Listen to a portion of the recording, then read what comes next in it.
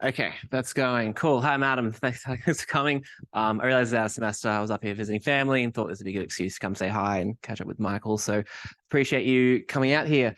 Some disclaimers. First time giving this talk, see how it goes. Second disclaimer, normally I work on moral responsibility and blame. This is so outside my wheelhouse. So again, be interested to hear what you think. Third disclaimer is this talk doesn't have kind of a central overall argument. The argument is basically, here's a concept, other fields know about it, analytic philosophers not so much, it seems really useful, here's 3 examples of how it's useful. That's kind of the pitch. So you can think of that as kind of 3 mini arguments if you like. But if you work in any of those other areas and are super familiar with the concept of legibility, which I'll get to, I'd be very interested to kind of hear if you know of anything that's relevant to this. Okay, so let's start by talking about transparency. Oops, it's not working. There we go. And I might view over. Okay, so transparency is often thought to be as kind of inherently good, or at least very instrumentally good. Right? It exposes corruption, it limits abuses of power, it provides assurance, it makes gatekeeping decisions clear and kind of publicly verifiable. There's been a fair bit of work examining the role that transparency should provide in politics, right? So Brian Kogelman's written this recent book, it's quite good, called Secret Government, and it's sort of talking about all the kinds of things that happen behind closed doors that are actually kind of necessary for democracy to work at all, right? That we often kind of don't realize. Bentham and Mill actually had a bit of a debate about whether voting in elections should be private for citizens, right? So Mill actually thought that voting should be public because he thought of the social pressure as kind of like a good thing. He thought you should be willing to defend your principles kind of to everybody else. And this would prevent you from kind of voting secretly in your self-interest, right? Bentham took the other view. He worried this would lead to people voting not for kind of the common good, but due to social pressure, right? So the idea is people could threaten you to vote a particular way, and they'd know if you didn't, right? The obvious counterexample, something like the mafia, they tell you to vote for policy that obviously seems bad for democracy. Companies could offer to buy your votes, and they could verify whether you in fact voted how you said you would. So it creates all these perverse incentives if you don't stick to your word. Most of the work on transparency is focused on politics. Stepping aside from politics, this is C.T. Nguyen, really cool philosopher, does a bunch of stuff in social epistemology and things like epistemic bubbles and also games and agency. And he has this recent argument in PPR that transparency is also relevant to thinking about expertise generally. I disagreed, and that's what kind of prompted this paper, right? So he thinks that actually transparency can be a bad thing. Okay, so to understand why, it's worth first remarking on how specialized people's jobs are, right? We are not all individually capable of, for example, growing food, constructing buildings, educating children. So we kind of outsource these roles to people who specialize and have expertise in these things, right? Farmers, builders, teachers. However, we need to collectively ensure that these people are doing what they are supposed to. All right, particularly when experts inhabit a certain social role that comes with certain benefits or opportunities for abuse, we need to make sure that they are actual experts and that they are deploying their expertise for kind of appropriate rather than self-serving ends. And so this is what typically prompts calls for transparency, right? For people in these roles to be open about what they are doing and why they are doing it, right? So we create freedom of information laws, we take minutes at meetings and make them available, we implement audits, we publish our collected data. And so though these calls are motivated by a desire to ensure expertise is being deployed appropriately, Nguyen worries transparency can be the very thing that undermines this goal. Because there's kind of this inherent difficulty where the people calling for transparency often cannot recognize whether the experts are doing what they're supposed to, right? If they're experts, that's why we've given them this task, because they're the ones who know what a good decision is. But if you're kind of an auditor and you're not an expert, you kind of by hypothesis can't tell. And so he says this creates an incentive for experts to make decisions not according to what their expertise seems appropriate, but according to what will seem appropriate by the lights of the non-expert auditors. So there's tons and tons of examples of this happening. Just three that he gives. In kind of like the 2000s, people were interested in how effective charities were. And this website called Charity Watchdog or something popped up, and it started publishing what these charities' overheads were, right? And so people thought, well, if you have high overheads, that's wasted money, right? So we'll donate to the charities that have the low overheads.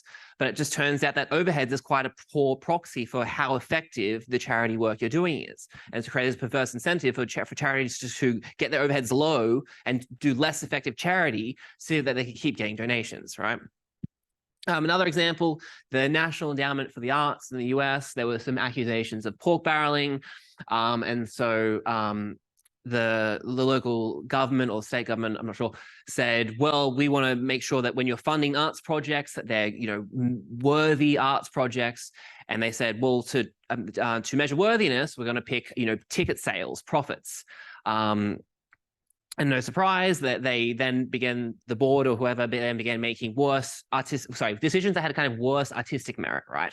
But of course, the people in the government can't tell what has high artistic merit. You rely on kind of art experts to tell you that. And so the National Endowment of the Arts, it was less effective at serving its goals. And we're all familiar in universities. He says there's various cases where, maybe in philosophy, you want to inculcate certain skills or competences or in your students, but they're kind of hard to verify. They're hard to put a number on. And so often universities will push towards things like, score on this particular test or kind of graduation rates. They're sort of, if you try to say, here's some sort of slightly hazy reasons why in your expertise you think this person deserves a higher mark. If it's not the kind of thing that's kind of verifiable, then it's just sort of not going to get off the ground. And arguably, he says this leads to worse university instruction.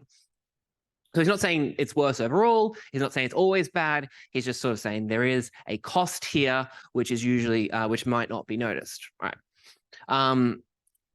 So he says this incentivizes experts to make decisions that appear good rather than actually are good. He says there's three ways this could occur. So the first is called deception. He thinks experts come to invent for public for public consumption, justifications for actions that are quite different from the actual justifications used in their deliberation. Limitation, experts come to limit their actions for those for which they could find some public justification. And guidance, they'll come to seek or prefer publicly available reasons in their own deliberations about how they act. So maybe it kind of becomes a self-fulfilling belief. The details of this don't matter too much. Don't think, oh no, I have to remember each three of these. You get the general idea. Okay, now, while I think Nguyen is correct about the kinds of dynamics that are at play, I think that what he's describing has, first of all, it's been described at length in other fields. These are essentially manifestations of what's sometimes known as Goodhart's law, which is sometimes colloquially expressed as once a measure becomes a target, it ceases to be a good measure. So there's lots and lots of examples of this happening. In economics, I think the British government wanted to stimulate the economy and the banks were being too stingy with their loans. They said, give out more loans. But it turns out the banks didn't want to give more loans because the people they were saying no to probably didn't have a great ability to pay it back, right? So they're giving out bad loans. Carbon reductions, there's lots of examples of, we need to plant trees to reduce carbon, but then governments will plant the trees and say, look how many trees we planted, but don't check that that it's sustainable or that the trees don't get chopped down later, or that that's actually having the impact that you want. There's a really famous example. India, a town had too many snakes and they put out a bounty for snakes. If you brought a dead snake, they'd give you money. People began breeding snakes. The government worked this out, went, oh no, they cut down the program, and then everyone released their snakes and there was more snakes overall, right? Lots of things like this have happened before. School grades, teaching to the test. The US, famously, people said, we have too many people failing tests, so let's get students to pass the test, and then teachers start teaching students to pass tests without actually giving them better education kind of overall. They sort of don't retain or they can't apply whatever they've learned kind of outside of those specific questions. University standards, universities, you would all know, chase rankings, right? Might not be the thing that helps either research or teaching, but it helps rankings. So that's why we're going to devote our resources. And of course, publish or perish, right? Citation counts. Write a certain number of articles in a certain number of journals per year. it's questionable whether that produces better research overall. Arguably, in lots of cases, it doesn't, right? So this is the basic dynamic. I think this makes sense of all Nguyen's cases, Charity Arts University. You can see how in charity, right, the donors are concerned about whether charities are effective and well managed, but effective and well managed, these are difficult to detect properties. So the charity watchdog springs up, its measure, low overheads, then that leads to the system being degraded overall. In arts, Congress wants to ensure funds are being used appropriately. Politicians can't tell whether something has artistic merit. That's a hard to detect property. As a result, they assess justification in terms of profits, which leads to worse artistic productions being produced. And university administrators and governments can't tell whether students have been assessed adequately, so they adopt measures that are more publicly comprehensible, which trade off against other qualities. Now, as I said, for the most part, I agree with Nguyen. The risks he's identified are real. I think he does a good job of describing how they occur. But I think that describing these as costs of transparency is misleading.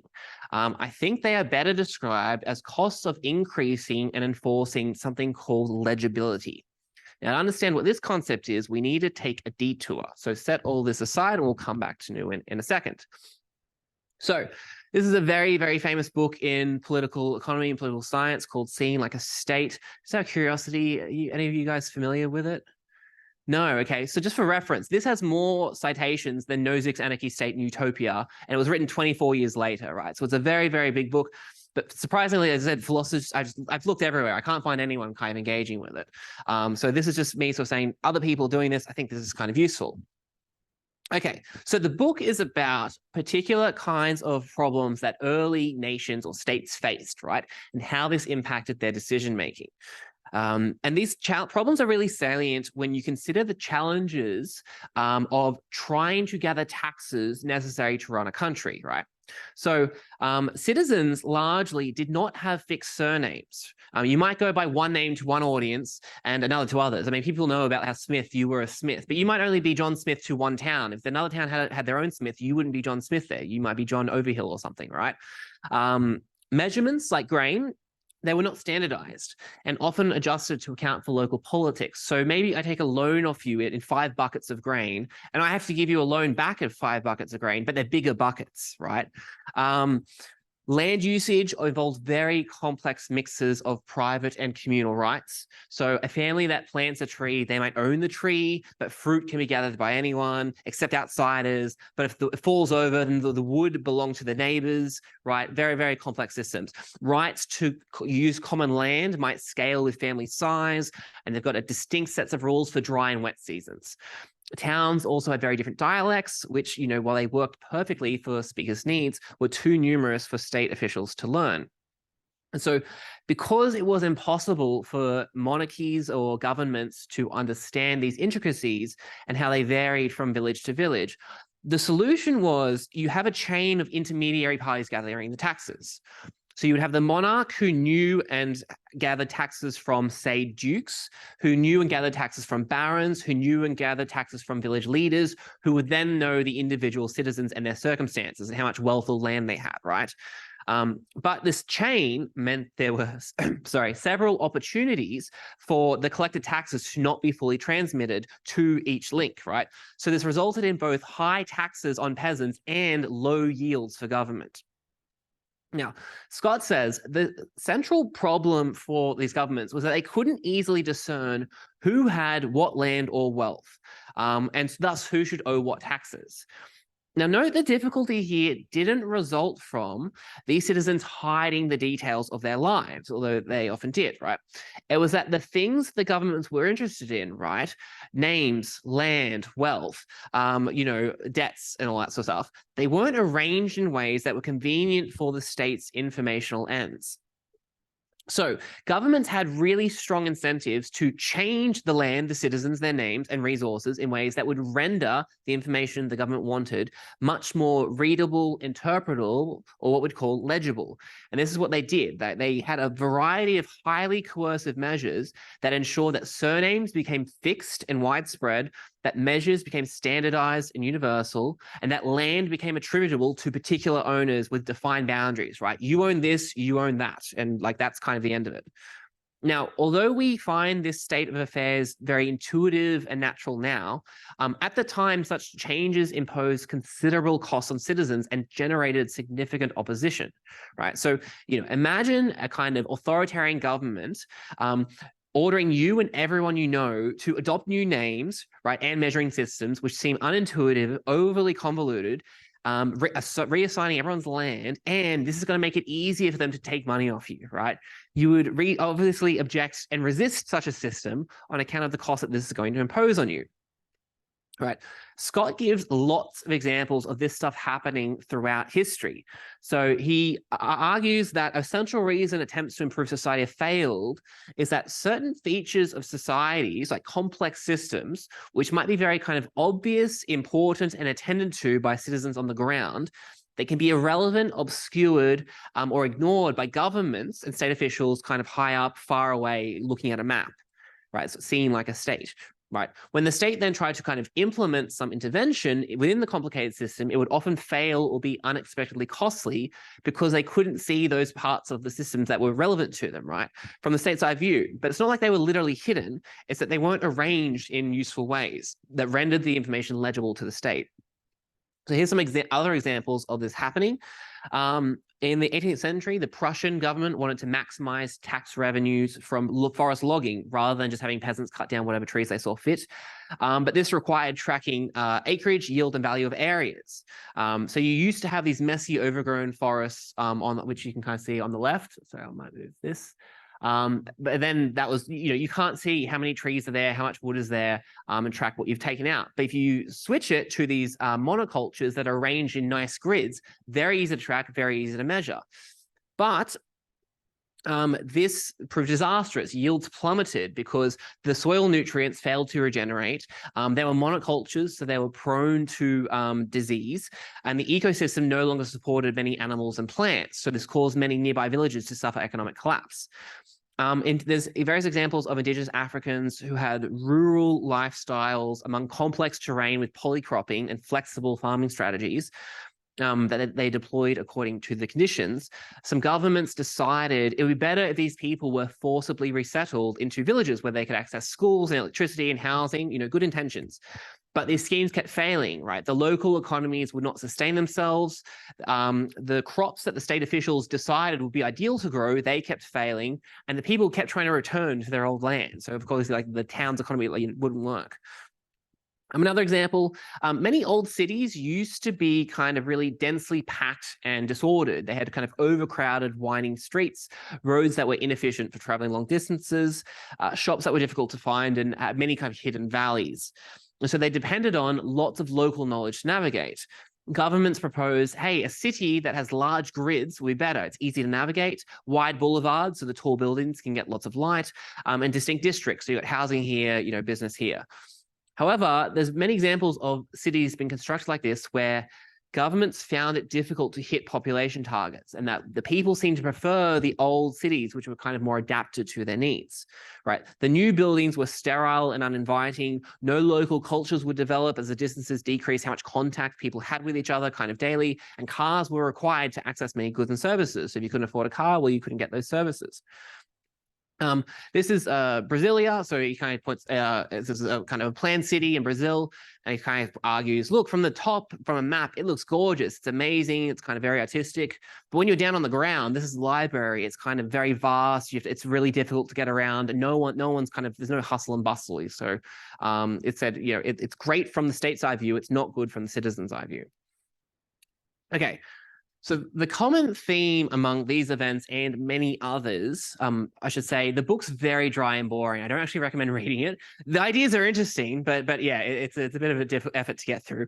But anyway, the common theme is when confronted with a complicated system that would require significant amounts of expertise to understand, state agents lacking this expertise would assume the system was defective in some way, and that a system which they could understand, monitor, control would be better.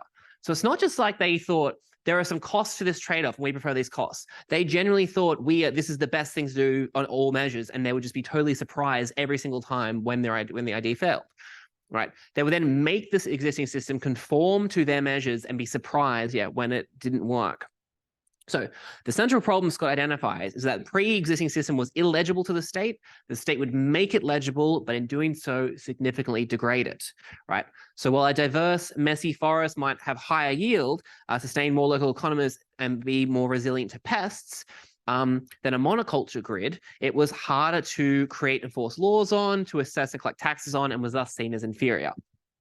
Monoculture, more legible, easy to observe, track, intervene, but significantly worse in a range of other measures. Similarly, flexible names, measurements, and land made it easier for individuals to play distinct roles depending on their audience and participate in certain forms of politics and market exchanges. But they were more difficult for the state to then keep track of who you were and kind of what you owned. Okay, so that's the basic idea of legibility. Let's now return back to Nguyen's argument.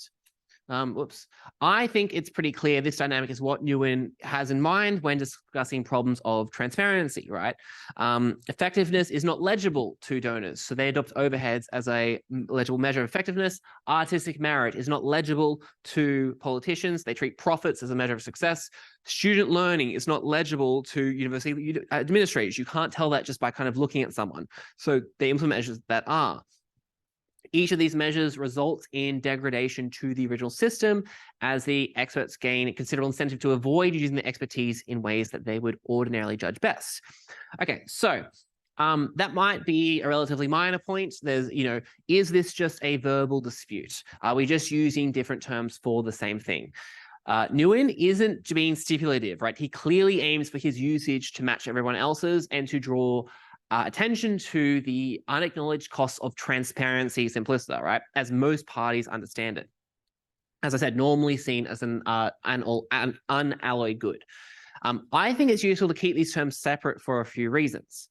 So I want to start by noting that transparency and legibility have different associations or kind of guiding usage.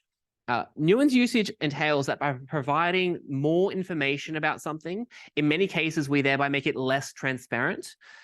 So, for example, to a non-expert, the abstract of a scientific study will count as more transparent than the methods section that meticulously outlines what they did.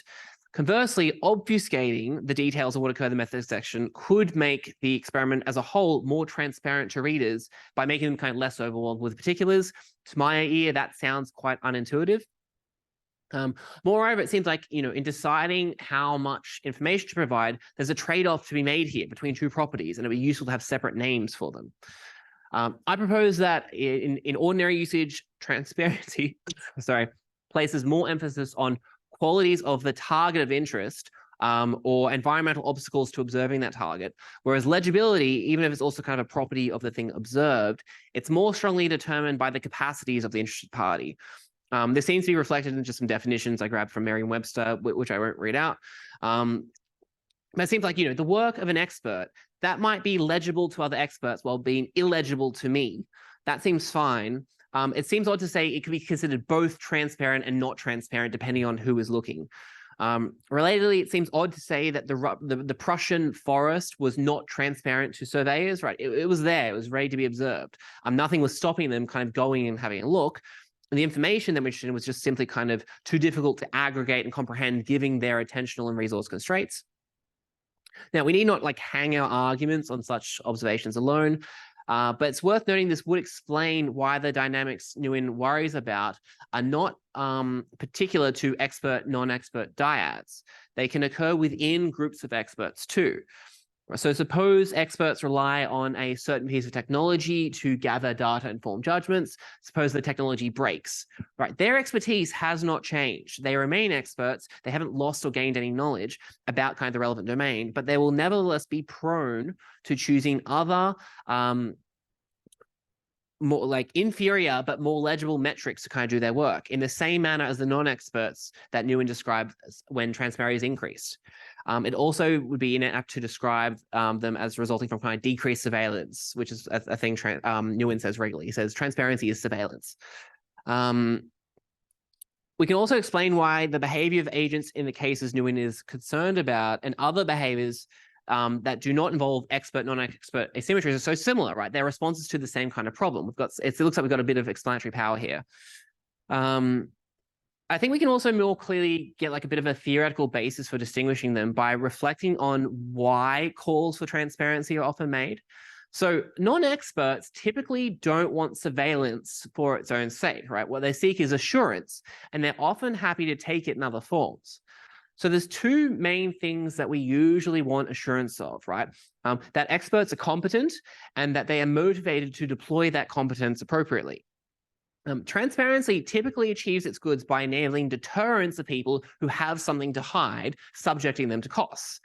And now, the clearest category of such people are free riders, people with motivations leading towards corruption, nepotism, or using their role for kind of self-serving ends. Donors are worried about, and so most of Nguyen's cases, they involve worries about motivation. That's what prompts the kind of the change in the standards, right? Donors are worried about charities keeping money for themselves rather than the needy. Governments are worried about corruption. Congress is worried about the Army Pork Corps pork barreling. But once the free riders have been excluded, and we know the experts in these roles are well-intentioned, there's still worries about competence, right? Are you capable of doing, what you're setting out to do? Now, Nguyen's point, his correct point is that the experts also have something to hide, given their actual expert judgments and reasons could be misunderstood unfavorably by non-expert auditors, right? That is, they worry about being mistaken as free riders or mistaken as incompetent. And that's a genuine concern. So that's what causes them to make worse decisions and that have the markers of expertise, independent of their actual kind of, appropriateness.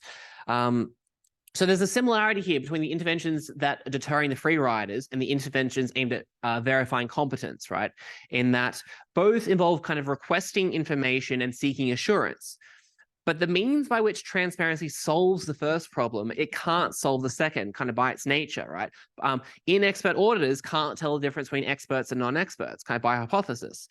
So since there's like two distinct problems here, it's worth asking, why is the solution to one problem being used for the second in the first place, right? Why do we have non-expert auditors auditing?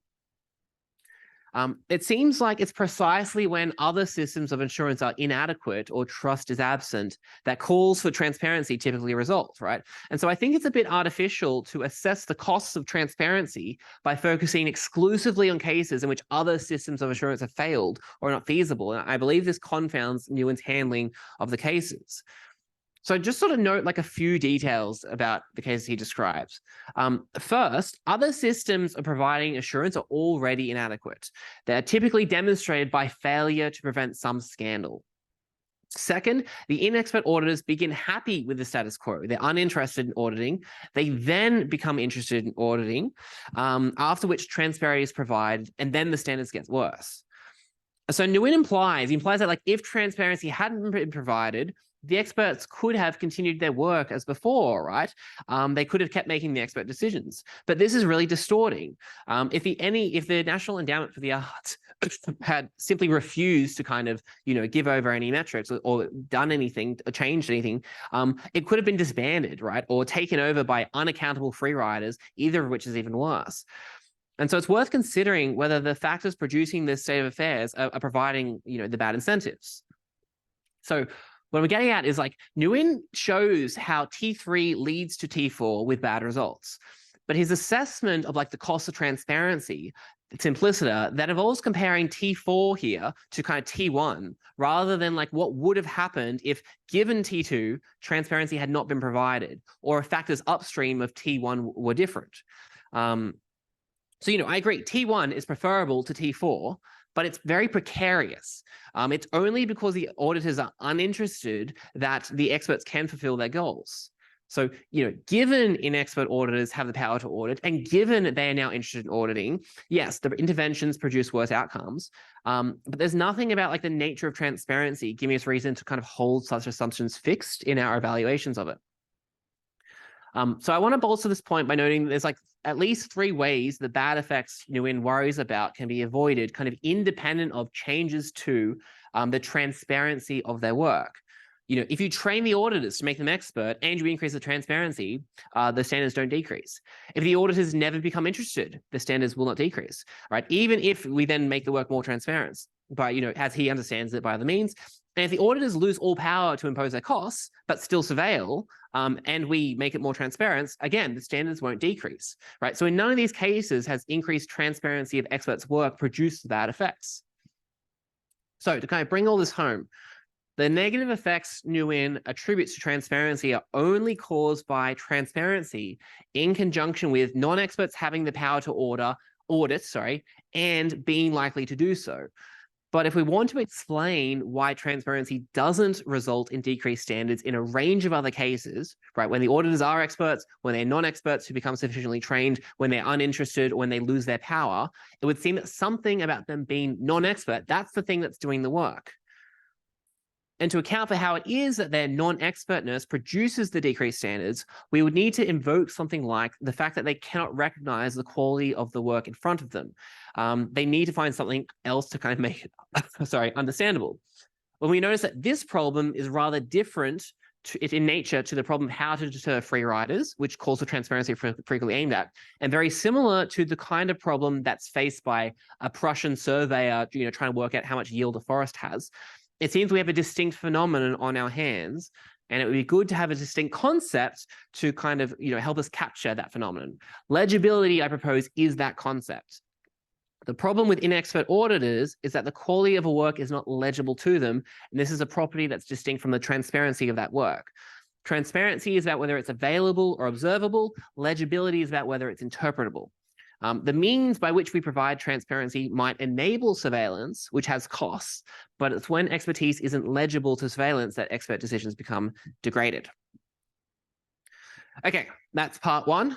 We're going to now move on to, so that's just kind of, the motivation. Here's the concept. Here's how it works. Here's how it differs to transparency. And then I now want to find some other kind of areas where this concept's useful and kind of do some work that's of interest to social epistemologists. Okay, very, very different topic. I'm going to start with a puzzle. I'm sure you're all familiar with WebMD. It's one of the world's most popular medical websites. It has 174 million monthly visitors. But despite this, many people have joked about its kind of limited usefulness, such as its tendency to suggest severe and rare conditions like brain cancer as potential causes of very common symptoms, right? So if you punch in, I have a headache, what might cause this? Sometimes it's like brain cancer, even though brain cancer is like incredibly, incredibly rare. Now, the limits to its utility can also be highlighted by considering its listed possible side effects for these two drugs.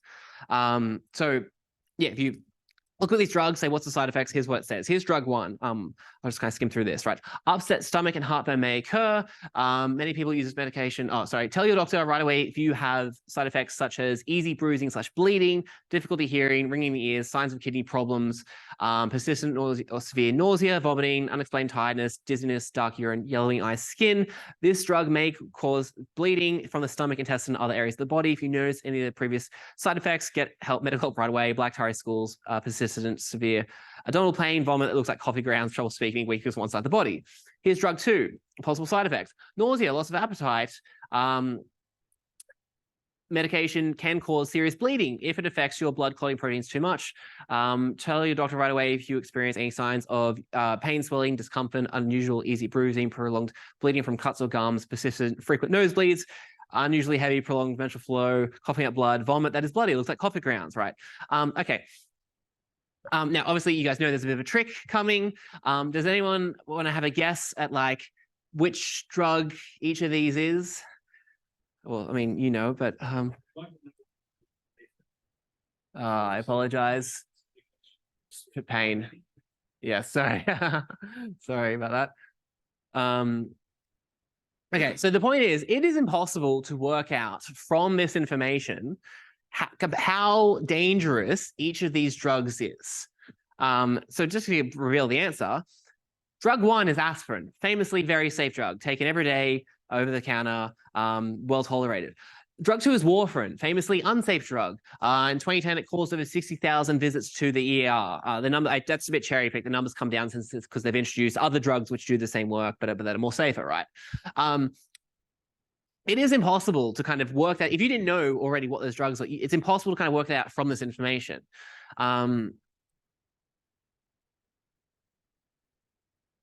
And WebMD's behavior is kind of representative of many aspects of medical practice in the US. So you probably know how they advertise drugs, and at the end of the ad, they'll have this very lengthy list of like all the side effects that could occur. It's kind of quite comical. As another example, in 2020, the FDA did a safety briefing on the Moderna COVID vaccine. And they have this section of, like they have to report side effects from kind of the original pilot study that were experienced. And they felt compelled to disclose that after getting the vaccine, one person got struck by lightning. Like that's in an actual report on like, here's how safe this is, right? Okay, so here's the puzzle. How does WebMD remain so popular, right? Why hasn't some other more useful service supplanted it kind of at the top of the results, where it just says aspirin safe, go ahead, warfarin not safe? Why do these sources of presumable expertise, like the FDA, seem so reluctant to kind of give useful information to consumers? Okay, that's the first puzzle. Second puzzle, back in the early days of COVID, there was this a few weeks where people were trying to work out if these new reports of an outbreak in China were cause for alarm, and if most people's daily lives would be affected, right? Because you had other kind of outbreaks like Ebola and H1N1, they were largely inconsequential for the average citizen. Right. So we're trying to work out, people were trying to, is it going to be like that, or is this kind of something new and severe? And if you go back and look at the record, some online bloggers and opinion writers who are not epidemiologists, they made recommendations which significantly preempted the official recommendations by things like the CDC, FDA, and in which cases at the time conflicted with those recommendations, for which the CDC, FDA later came around to say, here's what we should do in terms of like lockdowns, masks, and whether this is going to impact people's daily lives. So here's just kind of a timeline of people who made notable predictions ahead of the official bodies and their careers, notably, again, not being epidemiologists. This is also at a time where a lot of the media was saying this is all just hype. It's going to be as bad as the flu. Chill out. Don't expect major disruptions, including some people at like very reputable institutions. Okay, here's the second puzzle. How is it that these non-experts could outperform the official experts? And I want to be clear, it's not just like there are a bunch of people making predictions and I've simply selected the ones who are right kind of after the fact, right? These people, they tried their best to kind of look at the primary evidence about the stats and China's response to kind of come to a judgment. Now, they had relied on kind of other experts who kind of, did the primary research or like published. But those experts, they weren't like the top of the field. There wasn't a consensus in the field. They were much less official and authoritative than the CDC or the FDA, right? So it seems like these people, it wasn't just kind of deference to the right sources going on. They managed to kind of work out which experts I should defer to on like particular things and kind of aggregate that all together on not merely on kind of their authority. Right? How did they do that? Third puzzle. You might also recall in the US, there was regular briefings from Dr. Anthony Fauci, who is the director of the National Institute of Allergy and Infectious Diseases, and he's a genuine expert. However, he faced much criticism for multiple things, including being too kind of indirect and polite when correcting various claims made by President Trump. So Trump would say some things that were like way off, and rather than be like, that is factually incorrect, he would be like overly charitable, playing the most positive light while still kind of, sort of saying, here's what you should do. He was also a bit late to endorse mask wearing, and people argued he was insufficiently alarmist about the need for stronger measures. So in short, he seemed to act in ways that didn't match the recommendations of the evidence and broader medical community, despite presumably understanding that evidence given his expertise. Okay, why this happened? I want to propose that these are three cases. They have the same answer, which is that there can be a trade-off between your ability to use your expertise in making decisions and being in a position where you can be recognized as an expert at all. All right, so puzzle, like consider what would happen if WebMD tried to be helpful by not listing all the side effects and just said aspirin's probably healthy, you'll be okay, right? Just, obviously don't take too much. Given such large numbers of people visiting the website, it's almost certain that like at least one person who experienced one of the rare and unlisted side effects would then argue they would not have taken this drug but for WebMD, having the simpler information. And then they or their family or their lawyers would have a strong incentive to sue WebMD for having misleading or harmful information. Within such cases, WebMD would become unprofitable and some alternative site that didn't make that decision would take its place. WebMD has a strong incentive to include lengthy disclaimers, ensuring any legal responsibility for adverse outcomes falls upon the informed reader, right? As do drug companies, which is why they have a very lengthy list at the end of those ads. The irony, of course, is that the more disclaimers they provide, the less useful or interpretable the information they give is. And arguably, the less informed you actually are. And so this is like a well-known problem in bioethics, where sometimes providing more information takes someone further away from ideals of informed consent. Because they understand that body of information less. Now, note here the situation has a certain similarity to Charity Arts University in that the experts refrain from making decisions according to what they actually think is best. I assume WebMD has actual experts working for them. But the central problem here isn't that the lawyers who are disposed to sue them are inexpert, right? Many lawyers are medical experts. They know perfectly well what's going on. And additionally, many of the citizens who would take the drugs and then sue. It's not, the problem isn't that they're non-expert, right? Even if you provided regardless of what information you provide, a lot of them are going to take the drugs anyway, right? They're going to say, I understand, but I'm going to sue you sort of because I can. It's simply that the way the law assigns responsibility creates a perverse incentive to avoid providing legible information about drugs to readers, right? Given the way the law operates, failure to mention a risk like rare brain cancer can make one exposed to a risk of lawsuit, even if no one thinks cancer should have been mentioned. Even if you could win the suit, right, the cost of the suit can be prohibitively expensive. So in Charity Arts in university, experts wanted to make expert decisions, but they were worried their decision wouldn't be recognized as good. So they made a worse decision. With WebMD, it's different. The medical experts would like to give straightforward information that doesn't require a lot of expertise to know, right? Expertise, aspirin is safe, but they are forced to give much less legible information in order to remain in their advice-giving position. So though the decision-making is made worse in both cases, the former is an attempt to increase legibility. Here's an attempt to decrease legibility.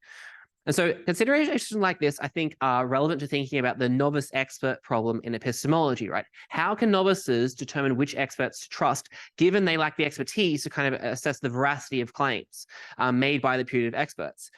And so this helps us answer the second puzzle, right? In particular, it demonstrates that sometimes pundits can have genuine expertise, but they can lack the traditional trappings of expertise, right? So they might not have a PhD in a relevant field or recognition by other experts, but they can still be better sources of information than commonly recognized experts. Now, claims that pundits can, with lacking traditional markers of expertise, can be better than official experts, that should rightfully be treated with skepticism. If you've got some alarm bells going, that's good, right? I'm sort of saying, no, you don't always need to listen to experts. That's bad things follow when people start saying that, right? But the point here is if the traditional experts only manage to hold on to their status as an expert by successfully operating within multiple competing constraints, external constraints, like keeping the Trump administration happy, it becomes much more plausible that some people without constraints can sometimes do better. So it's worth distinguishing here between two kinds of people we might mean with the term expert. Do you just mean people with high competence, or people who have accorded a social status in virtue of their recognizable high competence, right? Or more simply, between illegible experts and legible experts. These can clearly come apart. You can have some people will have authority in virtue of demonstrated competence. Maybe you have a PhD. But you might have people who have high competence but no markers. Maybe they're a reclusive autodidact who just spend a lot of time learning themselves, but they didn't do the degree. The person with the PhD, maybe they haven't studied for many years, so they haven't kept up to date. So they could, in principle, do worse than the autodidact. So the distinction between illegible experts and legible experts is useful because it helps show how the legibility of one's status can sometimes come at the expense of being able to optimize for and manifest actual expertise, right? Illegible experts, in virtue of their lack of responsibility or social role, are free from the scrutiny of other experts that helps keep incorrect advice from kind of mavericks or free thinkers in check, which is why we're often skeptical about trusting people without markers of expertise. But my point is they are also free from the scrutiny of agents with perverse incentives to degrade your decision-making, right? They can use their expertise to actually make good decisions about what information will be relevant to website visitors. If I go on the internet and I post on my blog, aspirin is safe, I'm probably not going to get sued by a lawyer with dollar signs for eyes, right? Because I don't have the markers of expertise. The lawyers don't care about me. WebMD, though, will get sued. So that's why I can say something that they can't. I can give useful information they can't, even though they are much more kind of authoritative than I am. illegible experts can give information which might be politically incorrect, but nevertheless very relevant and well backed by evidence. They don't need to make decisions based upon threats of being fired or disagreeing with their bosses or being sued by lawyers. They're at a lot less risk of embarrassment, which might motivate one to not take preventative measures against kind of like low probability but high cost events, which will more than likely not happen, and thus you'll more than likely be embarrassed, but it's still the rational thing to kind of take the preventative measure. And they also have more time, attention, resources to kind of actually arrive at the right answer. The cost, of course, is that their status as a reliable source of information is very much less legible. Like, you should trust the CDC or the FDA. Their status as an authority on medical matters is very legible to citizens, but in virtue of occupying this position, they're subject to pressures and constraints that come with being a large institution with a lot of kind of media and political attention, multiple stakeholders, and additional trade-offs with which these pundits are not. And so this is why it's rational for everyone to trust the CDC over those ultimately correct pundits. And for you, the audience, to not take this to be a lesson in favor of pundits more generally, right? It's also why it's reasonable for you to initially be skeptical of my assertion that these people have expertise. If you haven't looked into their track record, by hypothesis, their competence is illegible. It's not the kind of thing you can kind of just read off by looking at them. And this makes sense of Fauci. So I don't want to speculate about like his actual motivations, but a number of journalists argued that Fauci was someone who was quite good at playing the politics game, at getting compromises and remaining in the government's good graces. And that if he had come out and said Trump is wrong, he would have been kicked out and someone worse would have been put in his place. So again, I'm not commenting on the actual state of affairs. I just think this is kind of a plausible illustration of the trade-offs that I'm talking about. Okay, that's part two. Let's move to part three. It's going to be shorter. Okay, so that's why I've argued legibility is a distinct concept from transparency, and this distinction helps understand how expertise can be degraded when inexpert auditors become involved. I've also argued legibility is relevant to understand the dynamics of who is recognized as an expert. Now, while this contributes to kind of many debates about where transparency and expertise are relevant, I think it's we can further understand the utility of this concept by considering how it helps illuminate other dynamics that don't involve expert decision-making at all. So this will also demonstrate that it's not useful to just social kind of epistemologists, but it's also useful to kind of moral and political philosophers who are thinking about procedural and distributive justice. So here's the third example. Consider the difficulty of gaining entry into domains with gatekeeping mechanisms such as academia. These often have multiple criteria used in their decisions to kind of hire and promote, right? Teaching scores, research outputs, layers of recommendation, areas of specialization, networks, grant history, et cetera, et cetera. And many of these take several years to acquire. And so there are many different kinds of standards that candidates need to kind of learn about and act on to qualify as complying with, right? People need to kind of think ahead about like, how can I kind of demonstrate that I have the competences relevant for this particular position that years in advance. Now, importantly for us, those standards that these gatekeepers have, and that's the operation of the gatekeeping mechanism, these can be more or less legible. A common complaint about jobs committees is that they're not sufficiently transparent about their selection criteria. So they might fail to mention they'll only hire someone with N or more publications, or they've already got an internal candidate in mind, but they don't advertise that. There's a legitimate ground for grievance there. But there are additional grounds for grievance when criteria are transparent, but not particularly legible to applicants. So, for example, many jobs have criteria that applicants, teaching and research embody kind of a vague set of principles listed as part of the university's mission. I did my PhD at UCID, and they've currently got a campaign about unlearning. What is unlearning? I don't know, but there's something the university means by this. They're not lying, right? They're not kind of hiding anything, but it's difficult to kind of work out what that means. Presumably, they don't want applicants who have actually unlearned things like vaccines work, or one should mark assignments daily, or who would use their leadership qualities to kind of transform their university to a socialist utopia. More of a kind of, you won't be aided at working out what this means by just kind of asking people, what does unlearn mean to you? Like that's not kind of the way to kind of answer that question, right? Asking the university is not always going to be illuminating. They might justify by reference to other sort of equally vague principles, and they're not very familiar with your research and teaching to tell you how you can demonstrate that, right? So if committees, and there can also be diverging opinions between the administrators and like the faculty, as you know, anyone who's been on a jobs panel kind of knows, right? So if committees feature parties with kind of diverging understandings, a candidate's not going to be hired unless they can kind of walk a very fine line between these multiple interpretations, means like sufficiently precise to make sure everyone feels like they've been heard, but not so precise that anyone feels like, well, that's not what I wanted.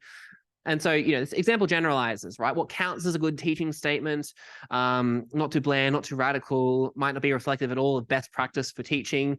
It might be obvious I did a grant application recently and didn't get it, was a bit bitter. But there's a lot of things that like I had to work out, like, what does this word mean? And that's sort of like, it was mostly like informal networks of people who've been through it, sort of saying, oh, here's what that means. That like helps me, right? It wasn't kind of evident from the application itself. Now, to some degree, of course, such qualities can't be avoided entirely in life, right? Social interactions and the criteria by which we form our opinions of others, they can't be fully codified or changed by sheer will. The point here is just that the standards that are actually applicants are actually assessed upon can, by design, be significantly more or less legible in nature, and jobs committees have a significant amount of power in determining whether they use standards that are reasonably legible to most or are legible to all but a select few. And so hopefully we can see why illegible gatekeeping criteria can be not just bad or inconvenient, but sometimes at least unjust. At least any assessment of the unjustness of such, the justness of such procedures must consider the effects of legible standards on gatekeeping dynamics. Right, a consequence is that if those standards can only be interpreted by insiders with particular experiences, training, feedback, and culturation, which aren't always relevant to the actual job, well, you're going to kind of, I would say, unjustly exclude members of people who sort of don't have those experiences. Standard liberal and meritocratic principles prescribe people ought to be hired based on kind of merit or competence, and that they ought to have an equal opportunity to secure positions by developing and demonstrating that competence. There's obviously a debate about how far this extends. Universities plausibly are not the relevant party to ensure that all children go to an adequate preschool, right? But it's clear that jobs committees, in virtue of their gatekeeping role and power, have some duties to not use criteria which unfairly favor applicants with properties that are independent kind of the merit or job relevant competencies. This is important to note, again, just focusing on kind of what we've had experience with. Gatekeeping mechanisms with illegible standards are particularly, I want to speculate, or put forward as plausible, likely to hinder students from non-traditional backgrounds who have less experiences with the norms, conventions, tastes of the current academic population, right? So people in academia come from a very, like, on average, particular slice of society. I mean, focusing on the US, I don't know about Australia here, right? So although kind of economic capital is a is a factor. Let's move this out of the way. Oh, wait, that's the right one. Right, so in the US, parents of faculty have median incomes 23% higher than parents of non-academics in the US. The gaps are largest for properties that were more relevant to what you'd call cultural class or cultural capital, right? So just some representative stats from one very big database. 60% of 80% of faculty are parents with a college degree or higher, compared to 5 to 10% of the general population of comparable age. Having a parent with a PhD makes you 25 times more likely to go into academia. 30% of faculty at top schools have at least one parent with a PhD. Indeed, here's a direct quote: "The importance of having PhD parents appears so great that the rate of having them nearly doubles across the transition from completing a PhD to obtaining a faculty job." Right, now, I'm not sort of saying here I've proved causation. These are all, I'm not sort of saying I've definitely proved anything. I'm just sort of saying these are the kind of stats that get used in these debates, where people sort of indicate it's plausible that some people are kind of receiving some kinds of advantages than others. You're probably also familiar with social psychology's famous liberal to conservative ratio of 14:1, right? So people in there have sort of the people in there tend to have a particular kind of political orientation. Many researchers have also written about, like, the hidden curriculum in academia, where students are expected to learn an implicit set of norms, role-relevant expectations, and ways of interacting with other colleagues. Now, while people are sensitive to this, they've written they're favoring things like DEI statements. I've seen a bit of debate in the US where you need to sort of say how committed you are to improving diversity, equity, inclusion. And of course, the standard culture war battle lines have opened up. One camp says it's necessary for remedying injustice, and another says they're ideological purity tests. I'm not commenting on that debate. I'm just saying that like what you're looking for these statements is not always straightforward, right? They require some interpretation. Most notably, they don't want intellectual diversity. If you say I'm going to try to get more conservative voices into my classroom, you probably won't get hired in many kind of very liberal-leaning universities, even if there's nowhere that says by diversity, we mean this specific kind of diversity and not that kind of diversity, right? You need to know that. You need to learn that by being kind of, in a getting scientific information kind of informally. And so it kind of seems plausible here. It's also kind of, it also surprises people to know that so Black voters in the US, they overwhelmingly vote Democrat, the average Black voter on policy issues, kind of abortion, euthanasia, immigration, policing, it tends to be more to the right of the average Democrat, who is more to the right of the average kind of university administrator, right? And so I think it's plausible that if you're trying to get people who have a certain kind of political view or favor kind of DI statements, it's possible that you're actually kind of disfavoring the very students that you're kind of trying to get in, right? Again, if you've got these standards that are less legible, that you sort of need to have a certain kind of acculturation to kind of adopt, well, there's going to be trade-offs here. And that's all I'm establishing. I'm not saying this is good or bad. I'm not making comments about it overall. I'm just saying there are trade-offs here, which the people in this debate might not have noticed. That's sort of all I'm wishing to establish. And so therefore this is relevant to thinking about justice for political and social and moral philosophers. That's kind of all. Okay, so let's quickly, I'm nearly out of time, recap. Philosophers recently increased the amount of attention given to transparency. That's welcome, but it's easy to conflate assessments of and the benefits and costs of transparency with those of legibility. We need to distinguish those. Decision-making can be degraded due to decreases in legibility, and there can also be a trade-off between being able to make expert decisions and having a status as a legible expert. Legibility is also a variable which affects the trade-offs that gatekeepers face when creating standards, and so it's relevant to moral, social, political philosophers and others. Thank you.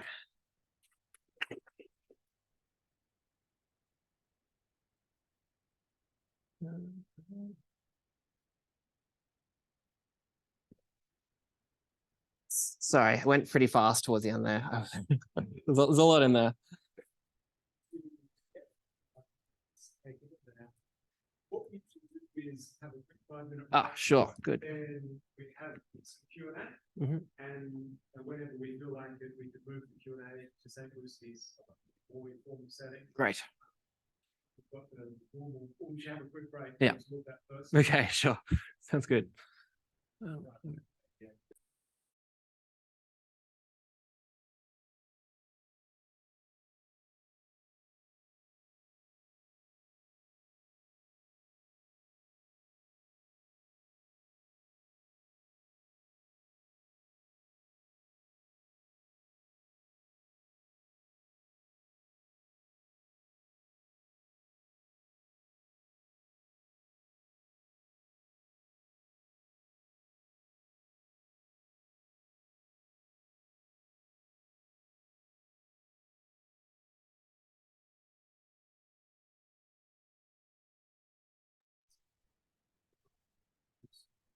Do a workshop in America. Yeah, right. Very close to America. Yeah. Well, I mean, I hadn't actually thought that's maybe a simpler angle, which is just like if you're an international applicant and you haven't been told about them, like you're going to be a bit of a disadvantage, even if you in fact are as equally committed and would be as equally competent. Yeah, maybe that's a simpler example I could just go with. Yes. Yeah. It's less weighted to some big issues about like serious injustices, face-to-face injustice. It's just like a really privileged person from just a different sort of cultural background. Yeah.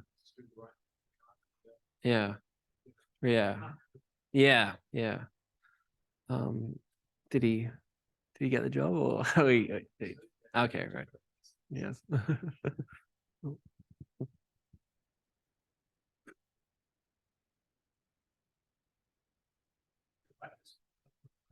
Yeah. Thanks. Good. Yeah. Oh, okay, cool. Yeah. Yes. Yeah, I haven't decided whether to draw attention to that or not yet.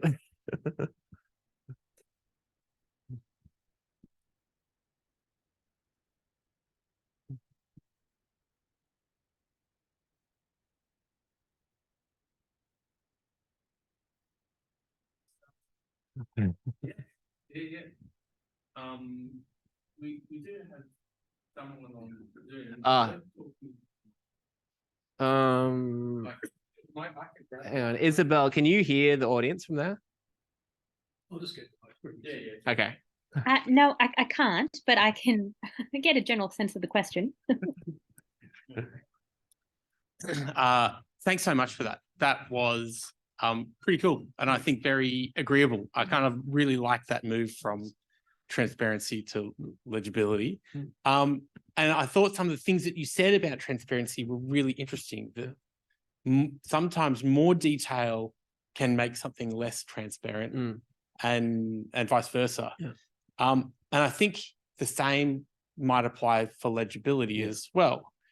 And so I was kind of thinking of some different examples, and I think actually it should transfer across a lot of the examples that you were talking about. But if we think about, say,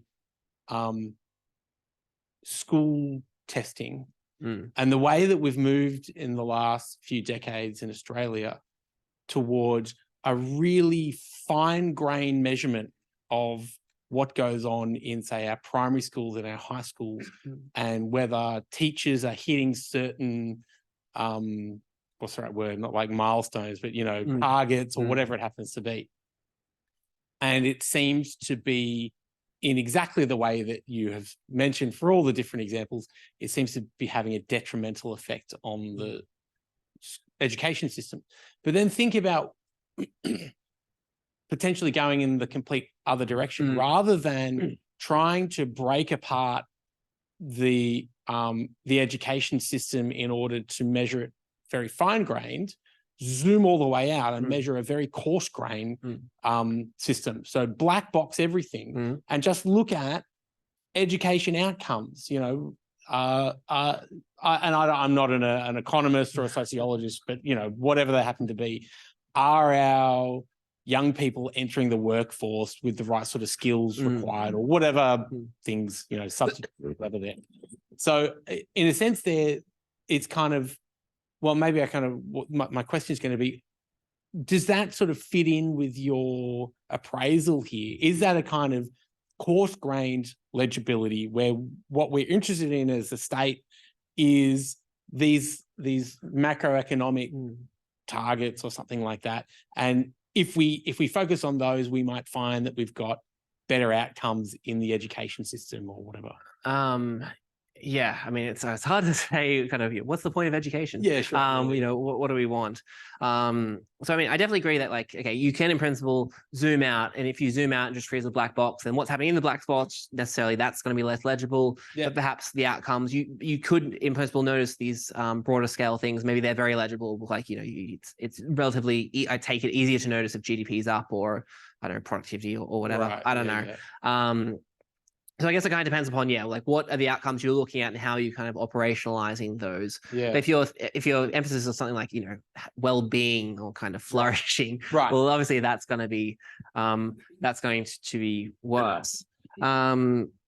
to be worse. Oh, sorry, that's going to be less legible. That's sorry. Yes. Right. Yeah. That's going to be hard to get a read on. It's also just hard because, like, I mean, take it part of, you know, you want, whatever your goals are, you want the teaching, the education system to be kind of hitting that, to be producing that. But it's kind of, there's a bit of a trade-off in that, like, the further you zoom out, the more coarse-grained the measures are, like, the longer, like, a lag there's going to be between your intervention and it changing the variable, which you can then use to kind of update your intervention, right? Yeah, true. So, you know, if I do some hot bang new intervention into schooling, it's probably going to be 10 years before it, like, actually has any effects. The students have to, like, get through, right? Yeah. And presumably, you know, and that's risky because if you choose the wrong one and it doesn't work, well, it took 10 years to know that one. So that's obviously why you want to, I guess, focus on, it makes sense to kind of want to focus on, like, the short-term things. But of course, sometimes you can be hitting the short-term things, it's looking good, and then it doesn't produce the long-term, broader scale outcome that you want. And it's just hard to know what to do there, other than just, like, you know, looking at the evidence.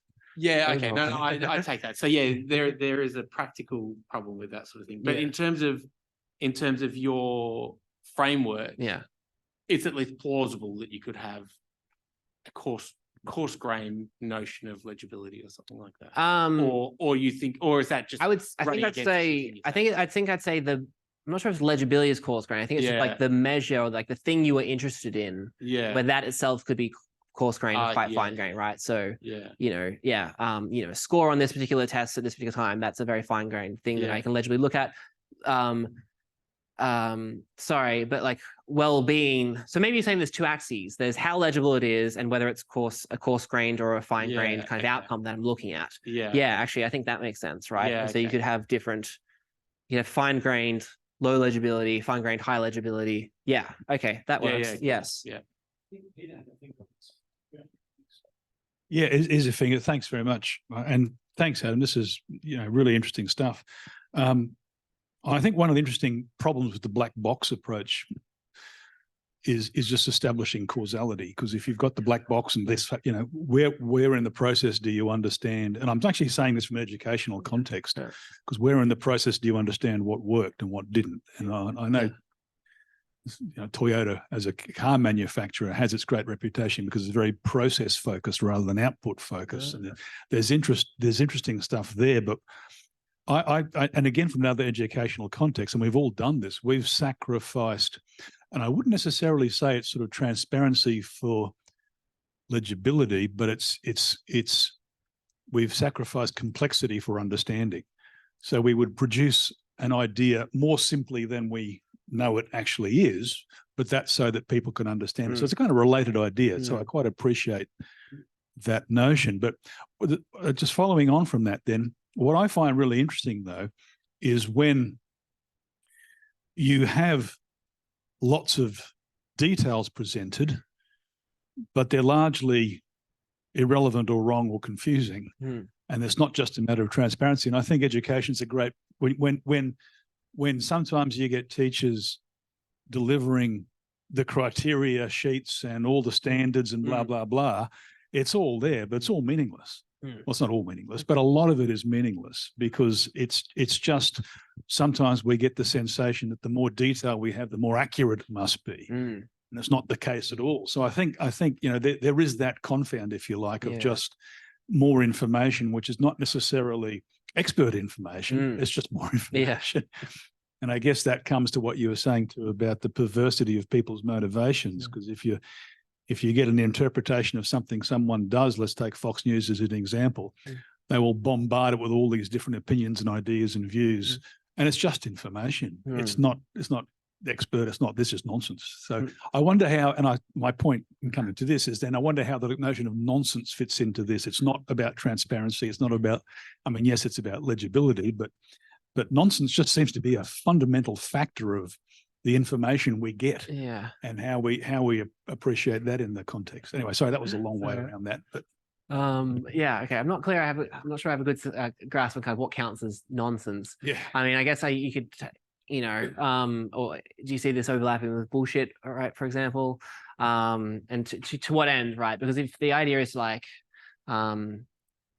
I mean, like you might be relaying lots of information to try to like distract them from like the thing that's going on over here, right? So maybe there's one story and you present a bunch of 10 other things and then they get distracted, right? So that's one way which that serves your ends. But another one might be with the Fox News example, right? The thought is, you just bombard them with a lot. And even if they don't like understand it or remember it, they can kind of get like an impression and that influences their priors that like, I need to worry about this, even if they can't kind of articulate. So I mean, I think that's plausible. That's how like a lot of media affects us.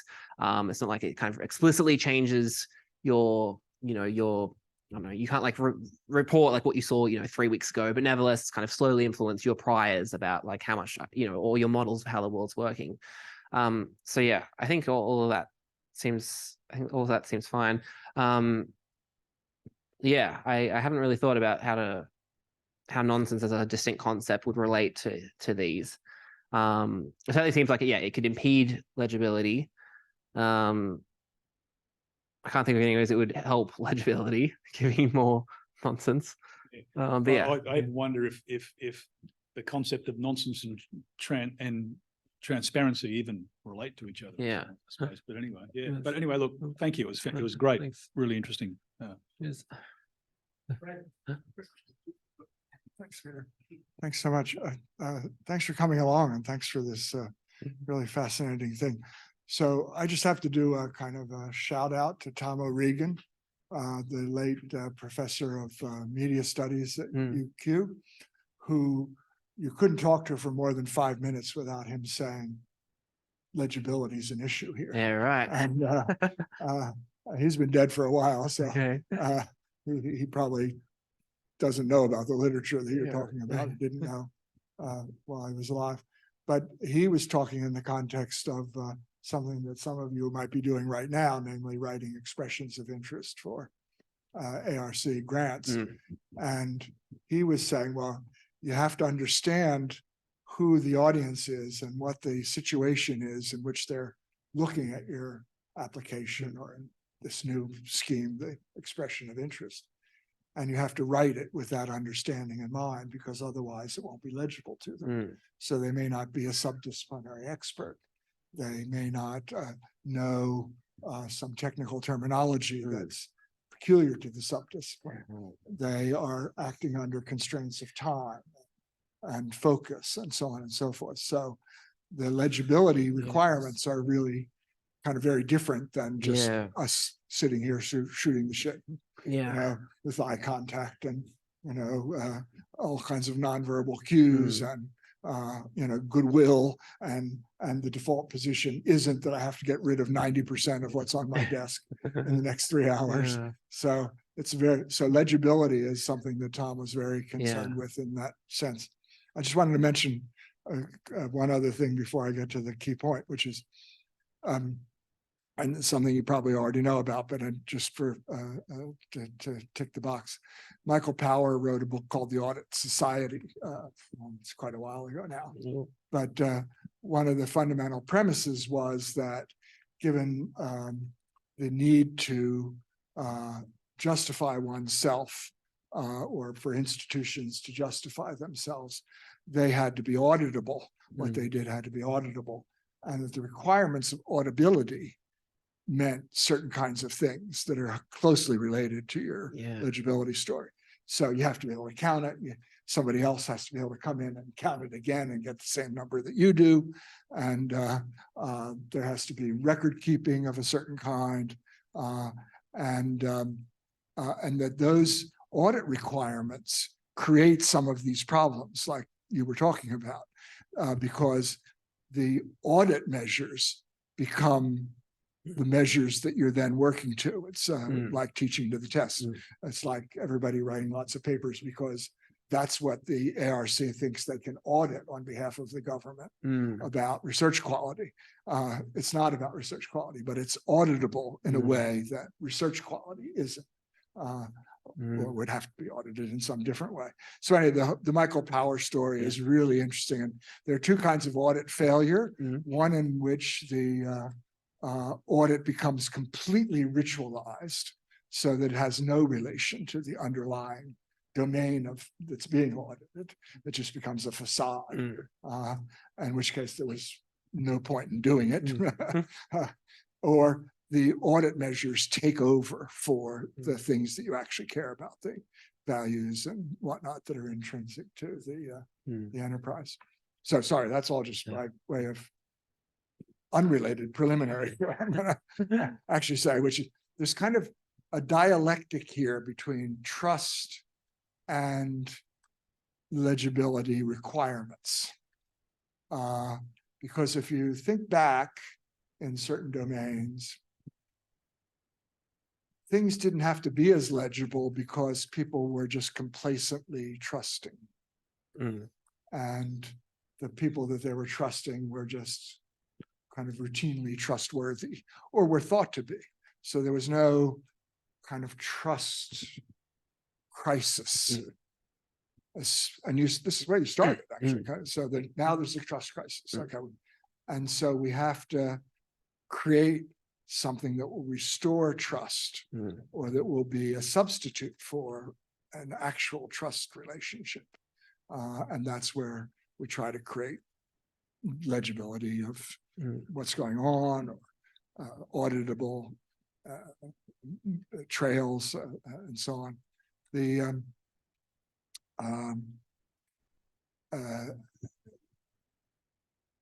and I call it a dialectic because if you get better and better at that, then people will start trusting again. If you don't, then you're just going to be kind of chasing your tail forever. I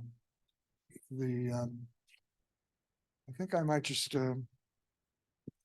leave it there, but just pick up on one point that Peter mentioned in passing. Peter Ellerson, I should say, because there are two Peters. There are even two Peter E's. I went to school with 5 boys, 4 of whom were quadruplets, and each of whom had the same first name, middle initial, and last name, and 4 of them had the same birth date. It created a gigantic problem for, of all things, the College Board, because the College Board used your last name, middle name, and first name, and your birth date to distinguish. And they had a lot of to answer for. Anyway, sorry. So part of the disruptors for the trustworthy relationships is what Steve Bannon calls flooding the zone, and that's what you were describing. You just throw out, undifferentiated bullshit of every kind of description. It doesn't even, the content and the substance doesn't even. Steve Bannon. This is Steve Bannon's famous strategy, and of course, it's what Trump does every time he gets on the television and gets a microphone in front of him. It's just, you flood the zone with bullshit, and you can't possibly follow it, and you can't possibly analyze it. You can't possibly verify it, and it's not intended to produce anything. It's intended to sit outside the realm of audit, and it largely succeeds in doing so. Despite the fact checkers trying to constantly, there are always 3 facts behind. Sorry. Anyway, it was really cool. So thanks so much. Thanks. What I'm supposed to do with it. Thanks. It's super useful. So Michael Powell Audit Society, that seems super relevant. I'll check that out. I think you're right here. There's a lot more that could be said about trust, and that's not a literature I'm familiar with, but yeah, you're right that you start. Yeah. Yeah. Right. Yes. So I can see, I'll look into that and see how that's helpful or relevant. So thank you for that. You made a point with the ARC thing, which I hadn't considered. Which is, so I was sort of vicariously complaining about their requirements aren't sort of legible, but of course this is also this task of if you've got like the general assessors who are not experts in your field, you're trying to convince them, here's why my project's the best. Well, it's not legible to them, right? You've got to try and make it legible to them as well. And so there's kind of part of the criteria to kind of aid that as well. That like, you're like, what are the criteria? But they've read the criteria with an eye towards try helping you to kind of assess them. So there's kind of this kind of like a feedback loop a bit. And I hadn't thought of it from that angle, but that seems super relevant and correct and illuminating. So yeah, thank you. Yeah. It's online still? Oh yeah, there is. Okay, good. We'll see. That's it. So one of the things that's not in the story in a legible way, anyway, boom, boom, is so, and it's part of the trust story too. Yeah. So there's something between Joe Expert and Mary Consumer, okay, typically in domains of expertise. And that's a certifying and regulating authority. So if you're a physician, then you've had to go to an accredited med school, you've had to have passed all the courses, you've had to have done whatever your internship requirements are, you have to subject yourself to periodic continuous professional development, you're subject to various rules of competency and ethical practice. There are institutions set up to monitor all that. They're, of course, human institutions, so they're just as imperfect as everything else. But it's not like the medico is face-to-face with the patient, and there's nothing to protect the patient's interest or to mediate the legibility problems or transparency problems. Now, of course, those things aren't, they're even less legible, I suppose, than the average relationship between a physician and a patient. But that's what they're there for. And that's, I think, an important part of these stories about about social trust and about the role of experts in society and so on. So it's another part of the division of labor is that they're, and the way I thought that it was maybe not entirely legible was you kept using the word auditors, but you weren't talking about No, so the inexpert medical auditors. board. Yeah. You weren't talking about the medical No. board. Yeah. You were talking about ordinary punters. Yeah. And so there is a medical board. Yes. Okay. And they do actually periodically kick people off the register. Yes. And discipline others. And, Yes. and so on and so forth. So Yeah. sorry. So yeah, so something I think Nguyen doesn't note as much, which is maybe worth emphasizing, that, you know, this doesn't always happen. Clearly, sometimes experts, we get systems and they do their jobs and they do their jobs well, and it works. And so there's this kind of explanatory onus of like, well, how does it work, right? And this case is, we say you've got this external authority who does have that expertise that kind of works. I think he would say something like, yeah, but like, what about the case? How do you know that the board's doing their job? You know, and so he's going to say it's always going to bottom out in non-experts somewhere along the chain of, you know, mutual accountability or whatever. And then he'll say, well, that's the little bit I'm interested in, right? But I think you can still sort of say that, like, you know, we get these chains of kind of expertise, or even if it's not like experts versus experts, you know, you can have like, it's usually the case that like you can have someone who's like a little bit less of an expert can assess one expert's work, and someone who's a little bit of an expert can access that person. So you kind of get these chains between like, you know, academic scientists and then like, you know, maybe people who PhDs and report, and then you have like journalists, like science journalists specifically, and then like the regular journalists. So you kind of create these chains where kind of everyone can check each other's work, even if you haven't got the actual same level of expertise. You know, separation of powers, right? Another paradigm example of the way that we kind of help keep each other in check. So yeah, there's definitely ways kind of around this that do sort of work. So it can be easy to kind of, I guess, overstate the problem or overemphasize how much of a problem this always is. Yeah. One more piece. Sorry, it's such a private mouth.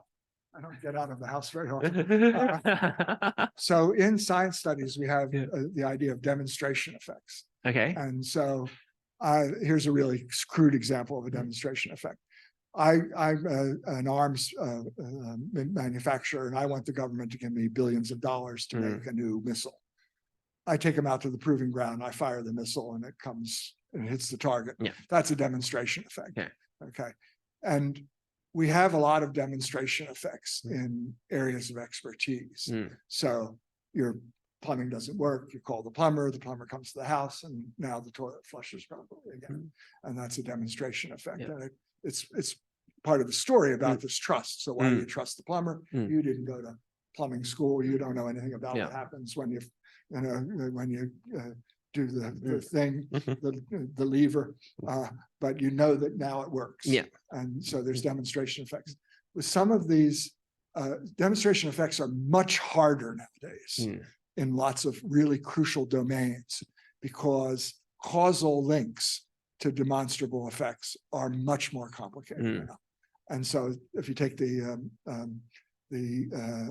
pandemic as an example, this is a complex system in the technical sense. So in other words, it's very subject to small changes in the conditions can produce large and unpredictable effects, 5 days or 10 days or 2 weeks out. So it's much harder to produce demonstration effects. Yes. And so that's part of what's undermining the trust is that you can't say, well, we pushed the button and everybody got better. Yeah. Okay. Yes. Whereas we pushed the button, the rocket fired, it came down, blew up the target. It's a clear demonstration. And so part of what's going on in this loss of trust is that you can't do that with lots of things that are really important. Yeah. Because we're, globalized economy, Yes. blah, blah, blah, all that stuff. Yeah. So No, that I seems will right. now take a vow of silence. No, that seems right to me, really relevant. And it's, I guess you kind of see, you can interpret the pushes, to like do your own research as like kind of as a pushback against that, to like, you go and look and then kind of demonstrate, or at least demonstrate it to me, prove it to me, and I'll observe it myself, and that I'll be the arbiter of whether this is right or not. Yeah, thanks for that. Thanks, I'm not jumping the gun. Okay. I just wanted to first off, I really appreciated Goodhart's law, which I had not seen named before. The what? Sorry? Goodhart's law. Oh, Goodhart's law. Yeah. Yeah, that's a very cool thing. and because I work a lot in education, and it's really clear that the metrics have become the point rather than reflecting a point, if you like. I mean, it's the old idea, you often say that, you know, your essay criteria might mark out a good essay. If you do a good essay, will have these characteristics, but you can't build one from the criteria necessarily if you don't understand why those criteria exist. So it's a really interesting phenomenon. So I think that's terrific. What I do want to ask you, though, is we often speak in the context, because my area is critical thinking, and that reasons that we give to each other need to be accessible.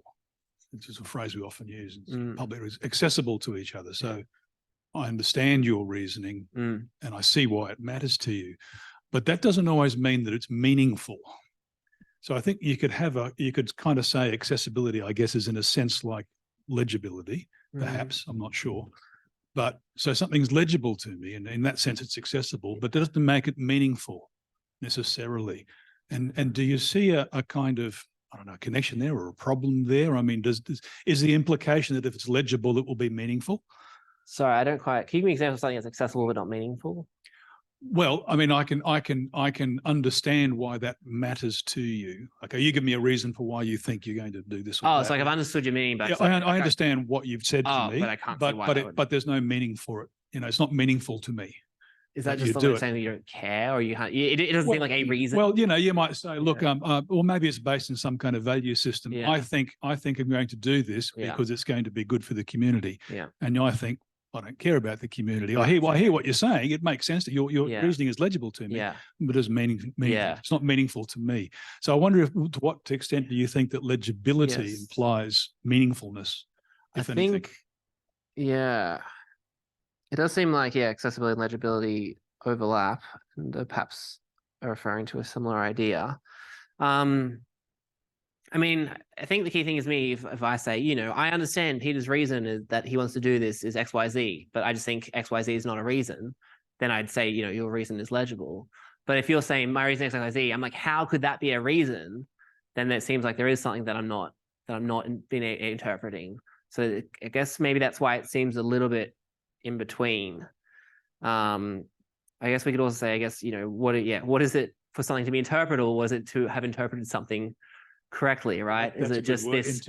Yeah, right. Is it just I can list it, I can use it in a word constructively, and I can point to this is the reason, it's the thing you said, right? Or do I kind of have to be able to have this feeling, this weight that to see that it is reason given for me, and so you have a slightly higher standard there. So an interesting kind of case here is maybe like I think I'm inclined towards a lower standard. There's a case of what you might think of like illegible preferences.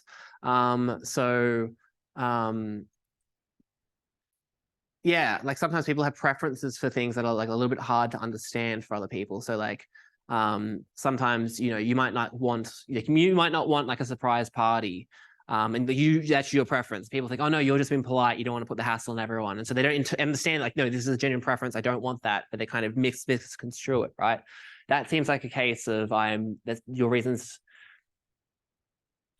That's kind of in between, because in the sense which is accessible, like say she doesn't want preference, you know, but like I'm not representing it as your genuine preference. So I'm not understanding it. That's not quite the same as saying like you have this preference and I don't care about it. So I think I want to say legibility, I would identify with accessibility. No, okay, let me revise that.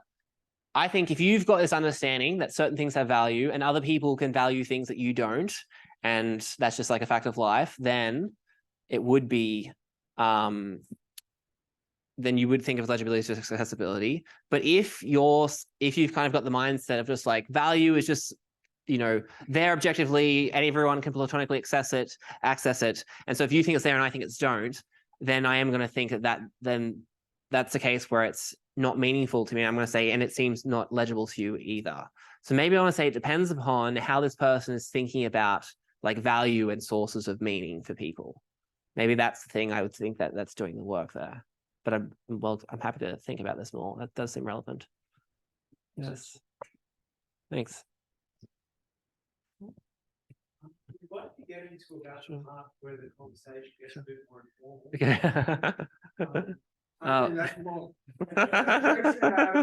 Thanks, Isabel. Thank you. Okay, well, maybe I'll. Oh, yeah, for yes. Okay. When I first, I wasn't quite sure how they all come together. I thought these all were Yeah. I didn't quite see the things. Yeah. I think I've got a much better idea now. Okay. Well, one thing I thought was really cool is Godhart's Lord seems to come up again and again with very different guises. I counted, I think, 3 pretty explicit cases, and that could almost be doubled to 6 Okay. ways in which it comes in there. Something. Yeah. So I don't know. That was Yes. my question. Well, so I will something that's actually relevant is so you click on the Wikipedia page. There's a bunch of other slightly related laws that are sort of more fine-grained and cash things out in different ways. So that it's very plausible. There are different phenomena getting it under here, and it's just like, well, how specific do you want your law to be? I've forgotten what the names of the other ones are, but I could have a quick Google, and yeah, you notice some interesting differences between some of them. I mean, like everywhere we go in the topic, we bump up against Godhart's Law, something like a proxy failure. Yeah. In Oh, yeah. place. I thought that was really cool. Proxy failure, that's a good term. Yes. Cool. Thank you. Yeah, but maybe that's cool. Yeah. Sure. Sounds good. Cool. Thanks. Thanks for having me.